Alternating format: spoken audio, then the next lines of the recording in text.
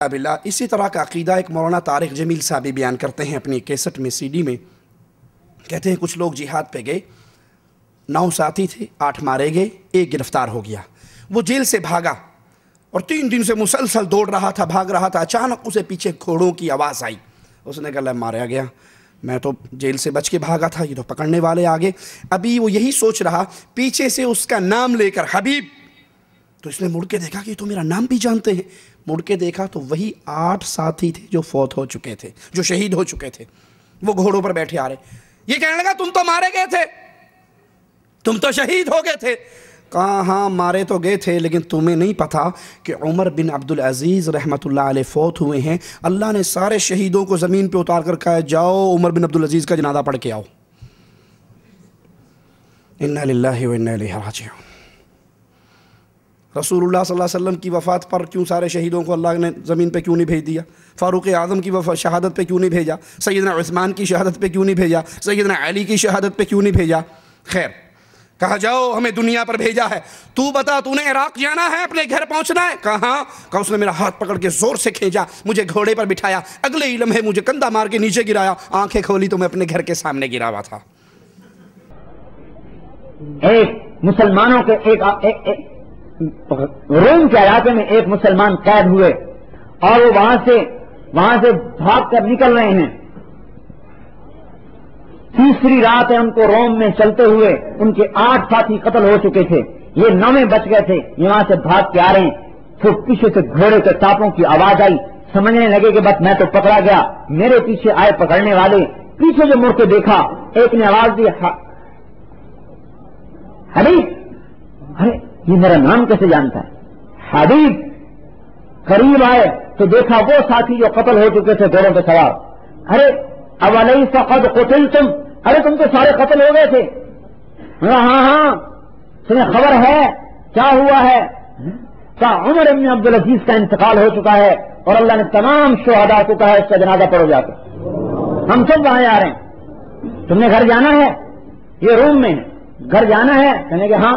ناولنی ہاتھ پکڑاؤ. میرا ہاتھ پکڑا، اردفنی، اور مجھے پیچھے گھوڑے پر بٹھایا. اور اس کا گھوڑا چند قدم چلا ہوگا کہ اس نے خف قطن اس نے مجھے زور سے ٹہنی ماری اور میں جو الٹ کے گرا تو گھر کے دروازے کے سامنے پڑا. عراق، روم سے عراق.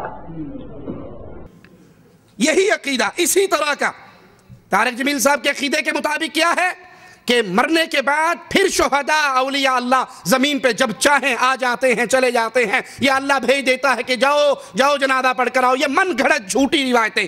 اسی طرح کا عقیدہ پروفیسر ڈاکٹر طاہر القادری صاحب بھی بیان کرتے ہیں. ذرا وہ بھی سنیے. وہ فرماتے ہیں کربلا میں جب شہادت حسین ہو گئی، رات پڑ گئی کربلا میں، اور سیدہ سکینہ کہنے لگی پھوپھی زینب آج رات ہمارے خیمے کا پہرا کون دے گا؟ تو پھوپھی نے کہا کہ پریشان نہ ہو، میں اس خیمے کے باہر پہرے دار بنوں گی. وہ پہرا دے رہی. اچانک ایک آدمی کو دیکھا، وہ خیمے کی طرف آ رہا.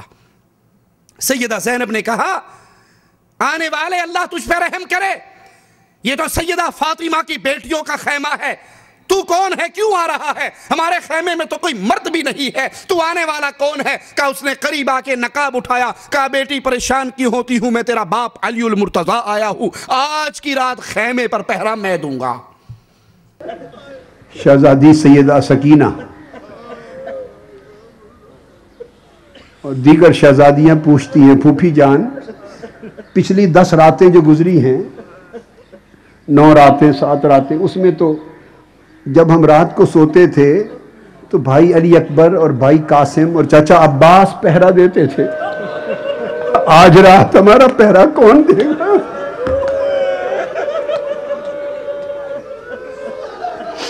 آج رات پہرا کون دے گا؟ سیدہ فرماتی ہیں کہ بیٹے آج میں خود پہرا دوں گی. شہزادیوں کو اونگ آ گئی. رات جاگتے جاگتے سیدہ کو بھی اونگ آ گئی. ابھی ہلکی سی نیم خوابی ہے، جاگ رہی ہیں، کچھ آنکھ بند ہے. اچانک اندھیرا ہے رات کا. اس اندھیرے میں کسی شخص کو دیکھا کہ خیمے کے قریب آ رہا ہے. پریشان ہو گئی کہ خدا خیر کرے، رات کے اندھیرے میں کون ہمارے خیمے میں آ رہا ہے؟ کوئی مرد بھی نہیں ہے آج حفاظت کرنے والا؟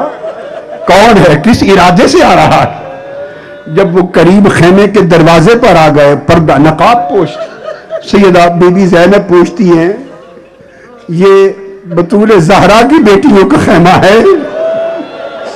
تاجدار کائنات رسول کی بیٹیوں کی جگہ ہے؟ اور پردے کا اتنا اچھا انتظام نہیں؟ کون ہو خدا کے لیے ہمارے اندر نہ آنا؟ کون ہو آنے والے؟ وہ پردہ ہٹا کے جواب دیتے ہیں بیٹا علی یہ مرتضیٰ آیا ہوں، اور آج رات آپ کا پہرا دینے آیا ہوں۔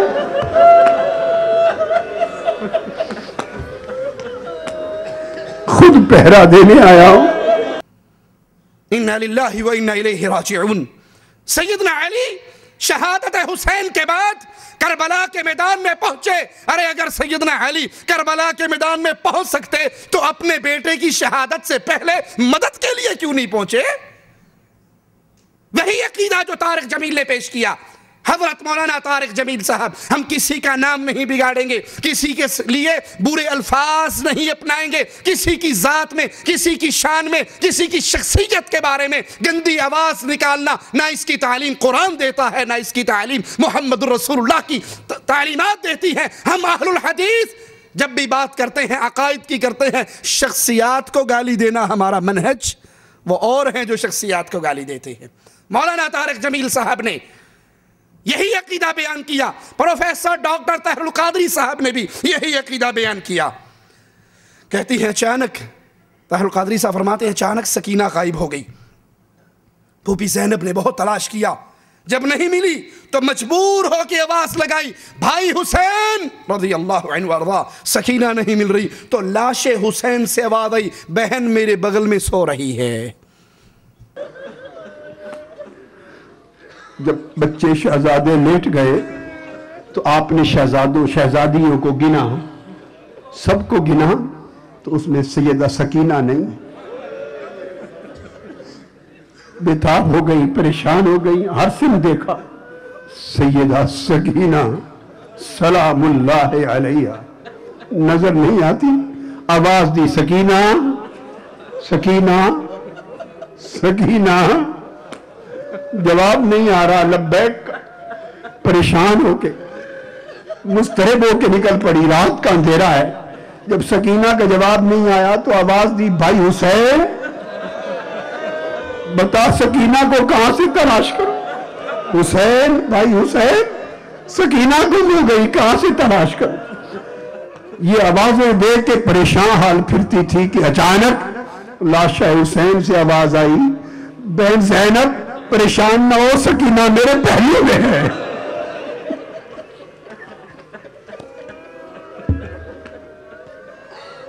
یہ تو شہید ہو کہ اللہ کی جنتوں میں چلے گئے۔ روح اور زندگی کا، روح اور جسم کا رشتہ کٹ چکا ہے، ٹوٹ چکا ہے، رب کی جنتوں کے مہمان بن چکے ہیں۔ سیدنا حسین میرے نبی کے پھول، سیدنا حسین میرے نبی کی خوشبو، سیدنا حسین جنت کے نوجوانوں کے سردار، وہ تو اللہ کی جنتوں کے مہمان بن گئے۔ لیکن قادری صاحب کہتے ہیں لاش حسین سے آواز آئی بہن پریشان نہ ہو، سکینہ تو میرے ساتھ لیٹی ہوئی۔ کہا اچانک جب قافلہ چلا تو راستے میں پھر سکینہ گم ہوگی۔ سیدہ زینب نے بڑی تلاش کی، دوڑی بھاگی، اچانک واپس آ رہی تو کیا دیکھتی ہیں؟ ایک باپردہ عورت ہے جو سکینہ کو گود میں لے کے ایک کونے کے اندر بیٹھی ہے۔ زینب نے کہا بی بی اللہ تیرا بھلا کرے، تو کون ہے جو سکینہ کو اپنی گود میں لے کر بیٹھی ہے؟ اس بی بی نے پردہ اٹھا کر کہا بیٹی میں تیری والدہ فاطمہ الزہرا سکینہ کو اپنی گود میں لے کے بیٹھی۔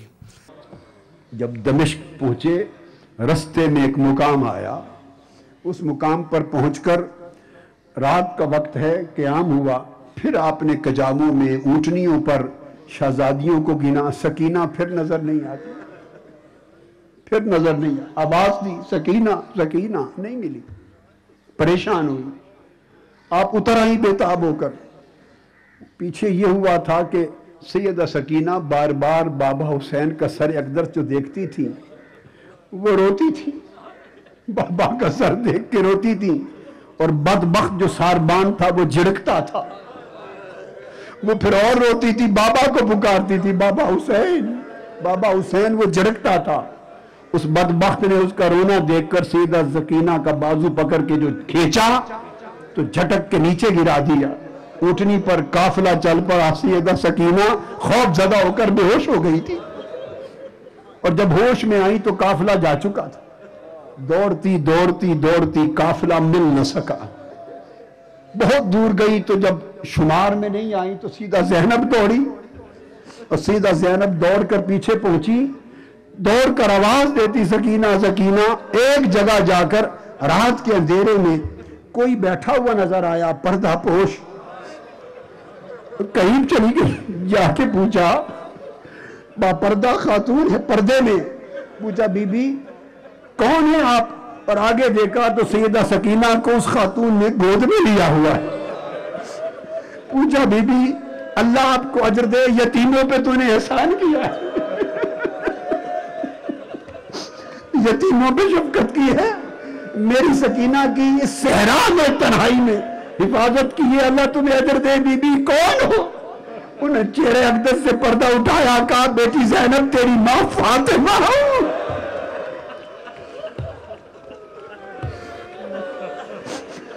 سکینہ کی رکھوالی کے لیے آئی. یہی بدعقیدگی علماء دیوبند کی طرف سے بھی سننے کو مل رہی ہے، اور یہی بدعقیدگی علماء بریلی کی طرف سے بھی، کہ فوت ہونے کے بعد پھر اولیاء اللہ اس دنیا پر آ جاتے ہیں. کچھ من چلے نوجوان جب ہماری یہ گفتگو سنتے ہیں کہ قادری صاحب اور طاہر القادری اور مولانا طارق جمیل، ان دونوں کے مشترکہ عقائد کو جب ہم پیش کرتے ہیں تو ان کو غصہ آتا ہے، وہ ناراض ہوتے ہیں. لیکن ہم اللہ کی شریعت کی آوازیں کو بلند کرنے کے پابند ہیں. اگر وہی عقیدہ طاہر القادری بیان کرے، وہی عقیدہ طارق جمیل بیان کرے، تو اس کو عوام الناس کے سامنے پیش کرنے میں کیا حرج ہے؟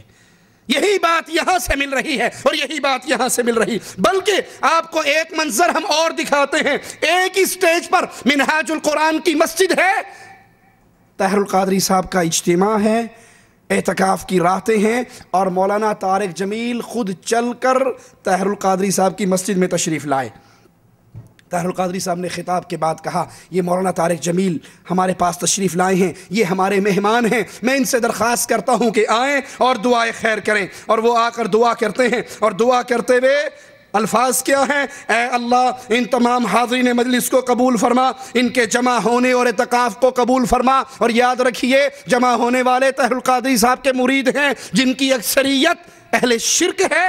وہ رسول اللہ صلی اللہ علیہ وسلم کو اللہ کے نور کا حصہ مانتے ہیں، وہ نبی کو مشکل کشا حاجت روا مانتے ہیں، وہ طاہر القادری کو سجدے کرنے والی قوم ہے. اور طارق جمیل صاحب کہہ رہے ہیں اللہ اس حضور کو، اس مجلس کو قبول فرما، ان کے اعتکاف کو قبول فرما، ان کے جمع ہونے کو قبول فرما، ان کے اس ادارے یعنی ادارہ منہاج القرآن، ان کے ادارے کو قبول فرما، ان کے محنت کرنے والوں کو قبول فرما، اس ادارے کے مؤسسین کو قبول فرما.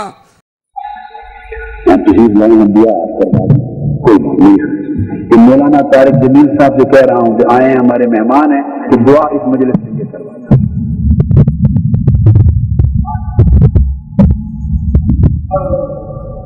بسم اللہ الرحمن الرحیم.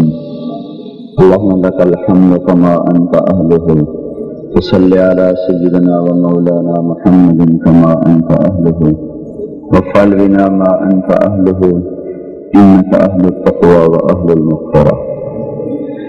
یا اللہ ان سب شرکاء مجلس کو قبول فرما، اپنی مرضیات کے مطابق چلنے والا بنا، اپنے اور اپنے محبوب کی محبت نصیب فرما. ان کے جمع ہونے کے اعتکاف کو قبول فرما، ان کے ادارے کو قبول فرما، محنت کرنے والے مؤسسین کو قبول فرما، اور دنیا اور آخرت کی کامیابیاں نصیب فرما. ہر قسم کے شرور سے پناہ عطا فرما، ہر قسم کی محبت نصیب فرما، ہر قسم کی نفرتوں سے پاک فرما. یا اللہ جو کہا گیا ہے اس پر ہمیں یہ عمل کی توفیق عطا فرما. وصلی اللہ تعالی علی النبی الکریم آمین. اجازت ہے تو ایک بات عرض کرتا ہوں. بسم اللہ الرحمن الرحیم، والصلاة والسلام علی رسولہ الکریم.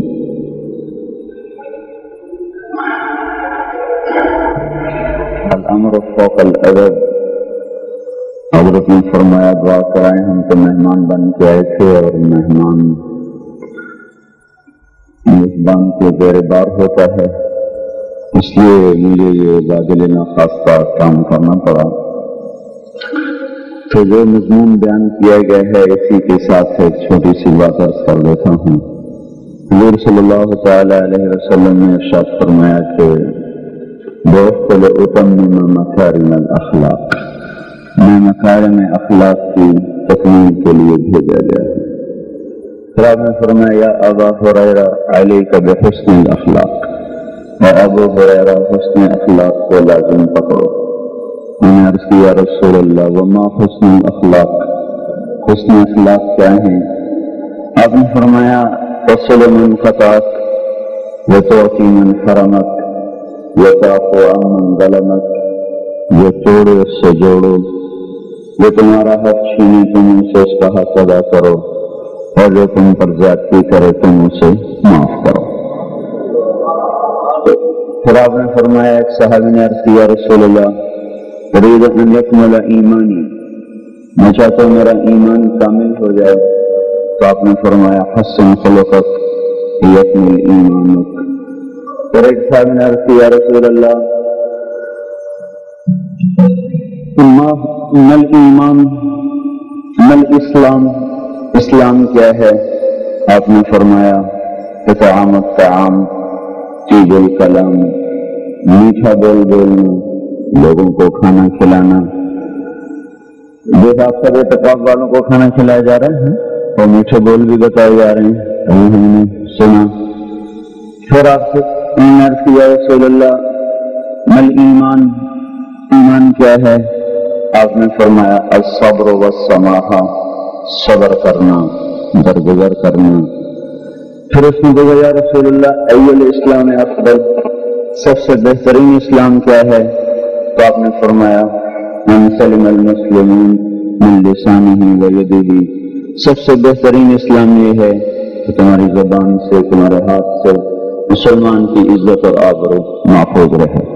اور اس نے پوچھا ای الایمان افضل، سب سے بہترین ایمان کیا ہے؟ تو آپ نے فرمایا حسن الاخلاق، سب سے بہترین ایمان وہ اچھے اخلاق ہیں۔ بہت اچھا سبق آپ کو دیا گیا تھا، اسی سے متعلق چند باتیں میرے ذہن میں آئی تھیں، وہ بھی میں نے عرض کر دی۔ اللہ ہم سب کو عمل کی توفیق بخشے۔ حالانکہ سب جانتے ہیں طاہر القادری صاحب کا ادارہ منہاج القرآن شرک کی دعوت پھیلانے کے اندر عام ہے۔ کبھی یہ عیسائی پادریوں کو اپنے ادارے میں بلا کر کرسمس ڈے کا کیک کٹواتے ہیں۔ قائد تحریک ڈاکٹر طاہر القادری کو گلدستہ پھولوں کا پیش کر رہے ہیں۔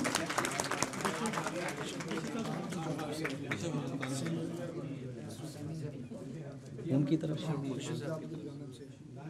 اب بشپ آف ملتان کی جانب سے جو ہے وہ قائد تحریک کو کچھ گفٹس جو ہے وہ پیش کیے جا رہے ہیں۔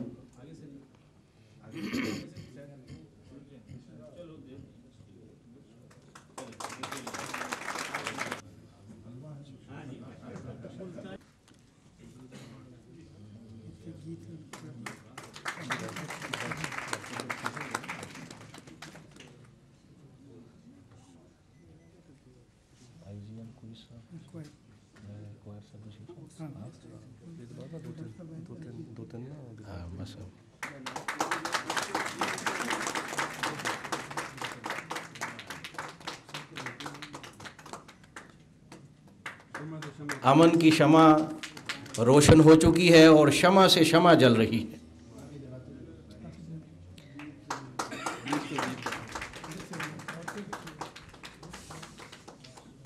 دیپ سے دیپ جل رہے ہیں اور یہ امن کی روشنی جو ہے یہ پوری دنیا کو یہ میسج دے رہی ہے کہ مسلم مسیحی برادری ایک ہیں اور وہ امن پر بلیو کرتے ہیں۔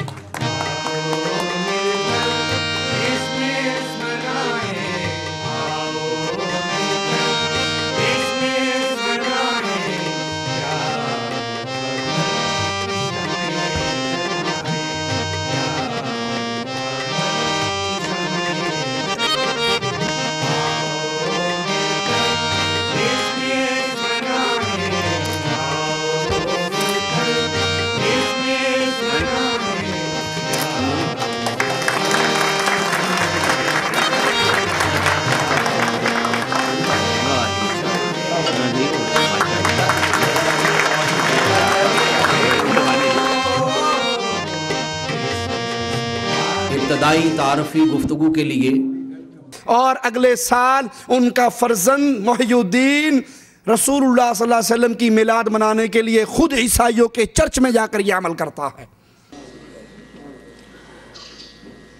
آج کی اس تقریب کے قابل صد احترام میزبان ریورنڈ چمن سردار صاحب، سردار بھوشن سنگھ صاحب، سردار جسوندر سنگھ صاحب، سینئر نائب ناظم اعلیٰ تحریک منہاج القرآن شیخ زاہد فیاض صاحب، آج کی اس تقریب کی رونق دیگر میزبان اور مہمانان گرامی قدر اور خصوصاً